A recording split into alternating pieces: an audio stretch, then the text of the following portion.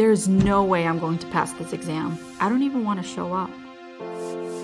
I was so uncomfortable at that party.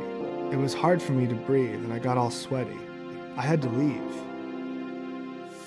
I won't go to sleep or leave the house unless I've made sure the stove is off and the doors are locked.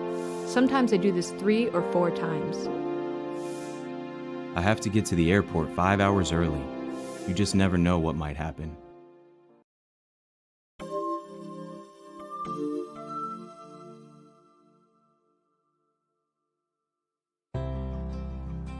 These are the voices of people who have experienced anxiety.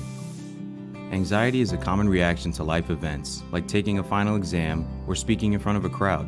But when it becomes really uncomfortable and makes day-to-day life hard to live, then it's a problem, or even what we call a disorder. I know. I've lived with anxiety for a long time. My own anxiety feels like it's about everything. I worry about so many things in so many ways, and it impacts my life big time. I stress about things that are about to happen or might happen, and it means I can't really focus on where I am or who I'm with. Sometimes my heart pounds, I speak really fast, and I kind of snap at people. My family gets really frustrated with me. When it's really bad, I have a knot in my stomach all the time. I can even feel depressed, and then I just want to be alone. I feel like if I do something, I'll screw it up or something will go wrong. So a lot of times, I'd just rather avoid it all. I feel so much better staying home and maybe having a drink. Turns out, anxiety is a very common mental health symptom. It can be the main sign of generalized anxiety disorder, which I have, or social anxiety disorder, which is when people have a fear of being in public or meeting new people. For those of us with social or generalized anxiety disorders, it's really difficult to live the way we want to live. Some people have anxiety about really specific things. They are afraid of heights, snakes, spiders, or something else. These are called phobias, and when people avoid these things, the anxiety mostly stays away. But when people can't avoid their phobias, it is a real problem.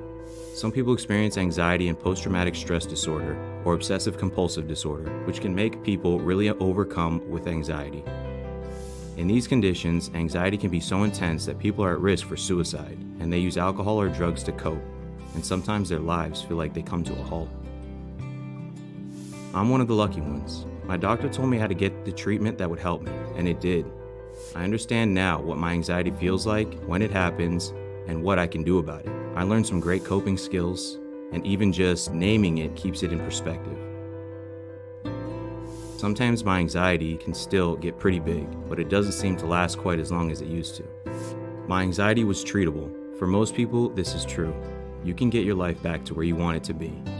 I know. I've got mine.